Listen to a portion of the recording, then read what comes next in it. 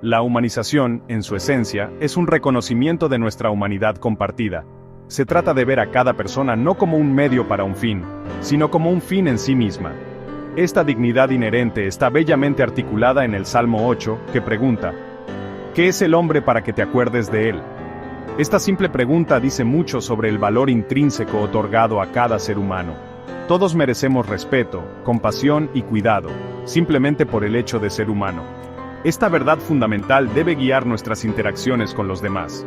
Esta comprensión de la dignidad humana debe impregnar todos los aspectos de la sociedad, particularmente en cómo nos cuidamos unos a otros. Ya sea en la atención médica, la educación o nuestras interacciones diarias, reconocer el valor inherente de cada persona es primordial. Se trata de tratarnos unos a otros con amabilidad, empatía y comprensión. La humanización es un llamado a la acción, que nos insta a crear un mundo donde todos se sientan valorados, respetados y empoderados. La antropología proporciona una lente crucial a través de la cual comprender la humanización. Nos recuerda que los humanos no son seres unidimensionales. Somos un tapiz complejo de elementos físicos, psicológicos, sociales y espirituales, todos entrelazados e influyéndose mutuamente. Para abrazar verdaderamente la humanización, debemos reconocer este intrincado tapiz. Cada interacción, cada experiencia, da forma a quienes somos y cómo nos relacionamos con el mundo. Ignorar cualquier aspecto de este ser complejo disminuye la plenitud de su humanidad. Debemos ir más allá de las etiquetas simplistas y abrazar la riqueza y la diversidad que cada individuo aporta. Los filósofos a lo largo de la historia han lidiado con el concepto de la dignidad humana. Santo Tomás de Aquino, una figura prominente en el pensamiento filosófico, argumentó que la dignidad humana proviene de nuestra naturaleza racional y nuestra capacidad de libre albedrío. Esta dignidad inherente, postuló, no se gana, sino que es una parte intrínseca de nuestro ser. Esta comprensión filosófica tiene profundas implicaciones en cómo nos tratamos unos a otros. Si la dignidad es verdaderamente inherente y no depende de factores externos, entonces todos, independientemente de su origen, creencias o circunstancias, merecen ser tratados con respeto. La vulnerabilidad humana es el tercer fundamento de la humanización.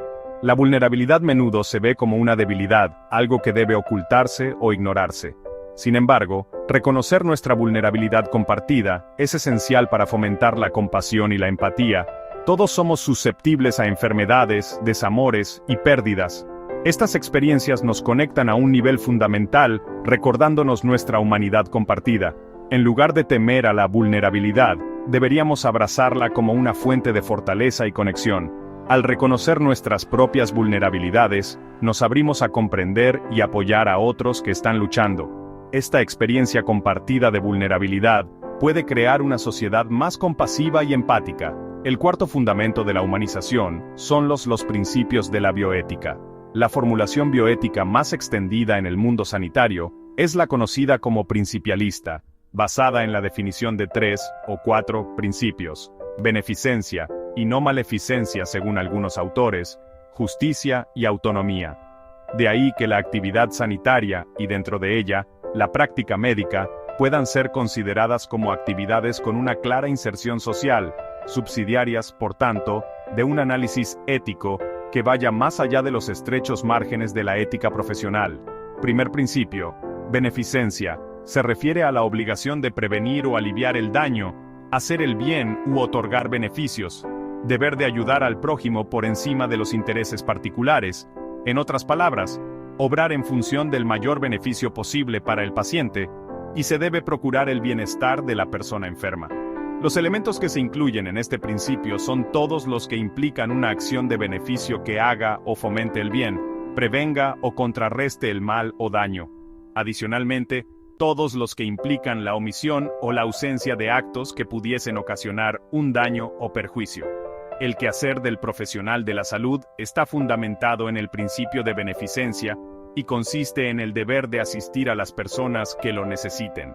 Este principio se vincula con la norma moral: siempre debe promoverse el bien, y tiene como obligaciones derivadas el brindar un servicio de calidad, con atención respetuosa, evitar el exceso de terapéutica y respetar condiciones, credos o ideologías. Este principio es utilizado para prevenir, aliviar el daño, hacer el bien como otorgar beneficios. Debe estar dirigido a garantizar la salud de la sociedad, en el sentido más amplio de este concepto, para lo que se precisa de un personal preparado, competente, actualizado, con una formación humanística basada en los principios éticos y conocedor de las peculiaridades de la población que asiste. No debe centrarse únicamente en curar o en restablecer la salud, sino también en prevenir y en educar, lo que conduce a la modificación de estilos y modos de vida, de patrones culturales que no contribuyen al mantenimiento de la salud colectiva.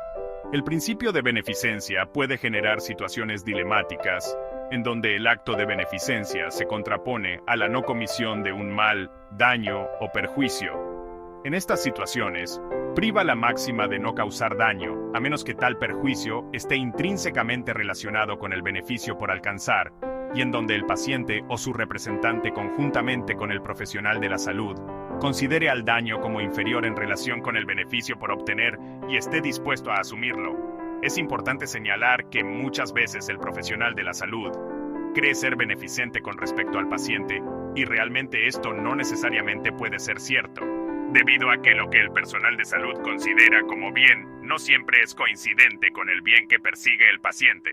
Diariamente, por factores socioeconómicos, nos enfrentamos a pacientes que exigen un tratamiento específico, ya sea por dolor o por estética, mientras que el profesional quiere restaurar las condiciones de salud, o puede considerar que cualquier otra alteración es más importante resolver que la que manifiesta el paciente, y se entra en un conflicto de intereses que compete a la beneficencia, el cual se puede resolver con una buena relación personal de salud-paciente, donde se le dé al paciente toda la información posible sobre su salud y pueda llegarse a un consenso sobre las posibilidades del tratamiento acordes con ambas partes. Axiomas del principio de beneficencia. El modelo de beneficencia maneja 4 axiomas.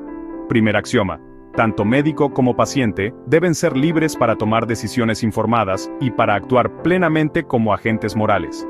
Se deben respetar los valores tanto del médico como del paciente, porque cada uno es una persona que merece respeto como tal. Segundo axioma: los médicos tienen la mayor responsabilidad de información y poder entre ellos y los que están enfermos. Tercer axioma: los médicos deben ser personas de integridad moral personal.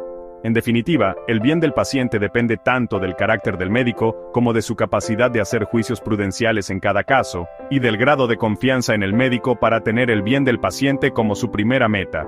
Cuarto axioma: los médicos deben respetar y comprender la ambigüedad moral, y no abandonar la búsqueda de lo que es correcto y bueno en cada decisión. Segundo principio: la no maleficencia. Este principio es uno de los más antiguos en la medicina hipocrática. Primum non nocere, es decir, no hacer daño al paciente, es la formulación negativa del principio de beneficencia que nos obliga a promover el bien. Los preceptos morales provenientes de este principio son no matar, no inducir sufrimiento, no causar dolor, no privar de placer, ni discapacidad evitables. Las obligaciones derivadas consisten en realizar un análisis riesgo-beneficio ante la toma de decisiones, específicamente en el área de la salud, y evitar la prolongación innecesaria del proceso de muerte, distanasia.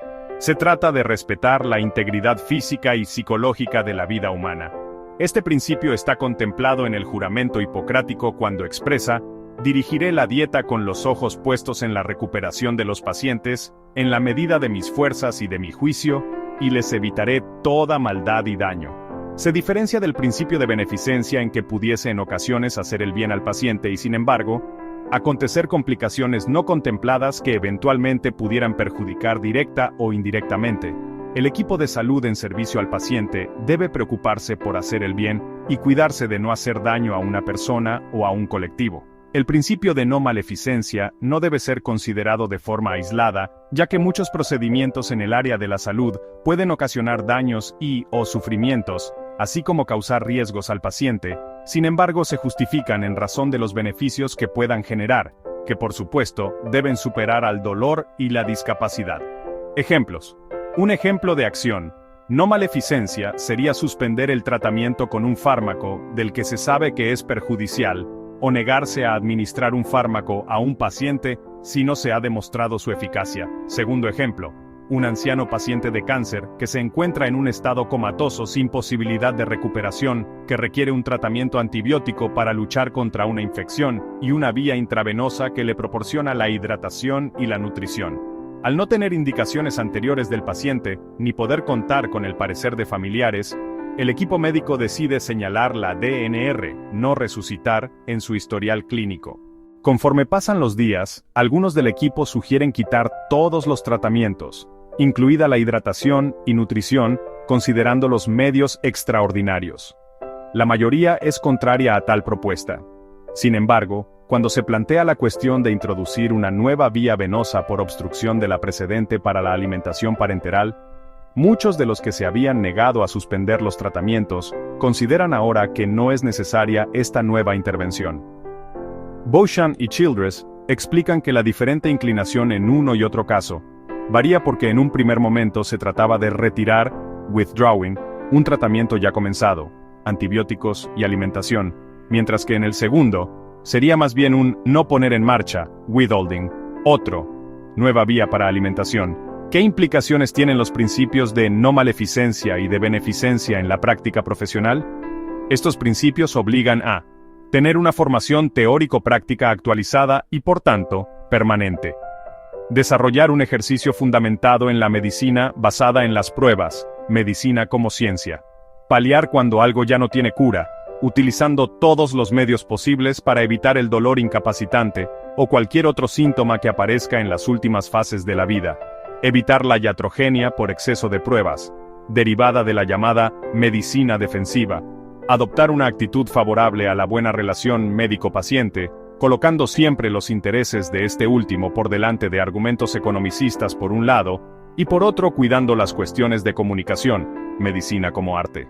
Para no realizar prácticas maleficentes y actuar con beneficencia, es recomendable la formación continuada del médico que le permita desarrollar una medicina basada en la evidencia y centrada en el paciente, a marcarse objetivos de paliar cuando no sea posible curar la enfermedad, y a evitar la medicina defensiva. Tercer principio. La autonomía. Consiste en que cada persona es autodeterminante para optar por las propias escogencias en función de las razones del mismo, es decir, que al hacer uso de la autonomía, cada quien conduce su vida en concordancia con sus intereses, deseos y creencias. La autonomía tiene su valor al ser una reafirmación de uno de los rasgos fundamentales de la persona, y por principio porque tiende a promover el bienestar del sujeto, al permitirle seleccionar lo que considere que es mejor para él. Según John Stuart Mill, al hombre le pertenece plenamente aquella parte de sus actos que no afecten a los otros, y sobre la cual la sociedad no debe interferir, ya que la autonomía constituye la esfera de la libertad humana. Se puede definir como la obligación de respetar los valores y opciones personales de cada individuo en aquellas decisiones básicas que le atañen vitalmente. Supone el derecho incluso a equivocarse a la hora de hacer uno mismo su propia elección. El principio de autonomía da origen a la norma moral, de no coartar la libertad de la persona y nos remite a la obligación de aplicar el consentimiento informado ante la toma de decisiones en el campo de la salud. Lo cierto es que en el modelo social emergente, se tiende a que cada cual tenga derecho a opinar sobre su salud en ejercicio de su libertad, y para lo que se requiere de un conocimiento, es decir, estar bien informado, la comprobación de la competencia del enfermo para decidir y la ausencia de coerción. El principio de la autonomía visto filosóficamente corresponde al principio de autodeterminación. Este principio es la base para una nueva relación paciente-profesional de la salud, ya que al paciente se le trata como adulto responsable con la capacidad y el derecho de decidir entre las opciones presentes en una determinada situación clínica. Una reflexión sobre la comprensión del principio de autonomía en la atención en salud nos muestra una posible contradicción, cuando el equipo de salud, tomando en cuenta sus funciones en los diferentes niveles de atención, prevención, promoción, curación y rehabilitación, trata de cambiar estilos de vida, hábitos, costumbres e incluso tradiciones, que puedan estar reñidas con la salud de las personas y de la comunidad, lo que puede verse como una intromisión en el mundo interno de esta comunidad, que lesiona su independencia y por ende, su autonomía. Cuarto principio, la justicia. Para analizar este principio, comenzaremos definiendo la justicia, que para muchos griegos y filósofos, constituye el elemento fundamental de la sociedad, Consideran que algo es justo cuando su existencia no interfiere con el orden al cual pertenece, el que cada cosa ocupe su lugar. Cuando no sucede así, y una cosa usurpa el lugar de otra, o cuando existe alguna demasía, se origina una injusticia, y se cumple con la justicia, al restaurar el orden de origen, cuando se corrige y sanciona la desmesura. En los aspectos sociales de la justicia, se destaca el equilibrio en el intercambio entre dos o más miembros de la sociedad. El principio de justicia y equidad surge a partir de pensadores del ámbito de la salud, sensibles a la problemática de aquellos más necesitados e insatisfechos con el modelo utilitarista de Mill, que establece el mayor bien para el mayor número de personas, lo cual puede desproteger a las minorías y los marginados, y se han visto en la necesidad de añadir la teoría de John Rawls sobre justicia social, centrada en la igualdad de los seres humanos desde una óptica formal, que busca ayudar a los menos favorecidos ante las desigualdades sociales y económicas existentes entre los seres humanos, con el objeto de que las leyes, instituciones y servicios públicos se encuentren organizados en forma tal que redunden en el beneficio de las personas. Este principio está relacionado con la norma moral de dar a cada quien lo que necesita, de la cual se derivan diversas obligaciones, como realizar una adecuada distribución de los recursos, proveer a cada paciente de un adecuado nivel de atención, y disponer de los recursos indispensables para garantizar una apropiada atención de salud. El principio de justicia, en un sentido general, está relacionado con la concepción de la salud como un derecho humano fundamental que debe ser garantizado por la sociedad o por el Estado. Por otra parte, la justicia distributiva, según Platón, consiste en la distribución de honores, fortuna, y de todas las demás cosas que cabe repartir entre los que participan de la sociedad, y la concreción práctica del principio de justicia está directamente relacionado con la economía, o sea, la disposición de recursos necesarios para garantizar la salud. En muchos casos, justicia y economía se contraponen. Esto hace que la justicia deba entenderse como equidad, que a su vez significa la utilización racional de los recursos, beneficios, bienes y servicios, sino también distribuir los recursos de acuerdo con las necesidades y también en los términos de eficiencia y eficacia. Se cumple con este principio si al paciente se le da el trato merecido o justo sin negarle un servicio, una información o imponer una responsabilidad u obligación indebida, o exigirle más de lo requerido por la ley. Cuando la indicación de exámenes, la prescripción de medicamentos con recetas, y la correcta remisión de personas a las interconsultas con diferentes especialistas, se realizan solo cuando sean estrictamente necesarios. Si te ha gustado este video, déjanos tus comentarios. Gracias por tu atención.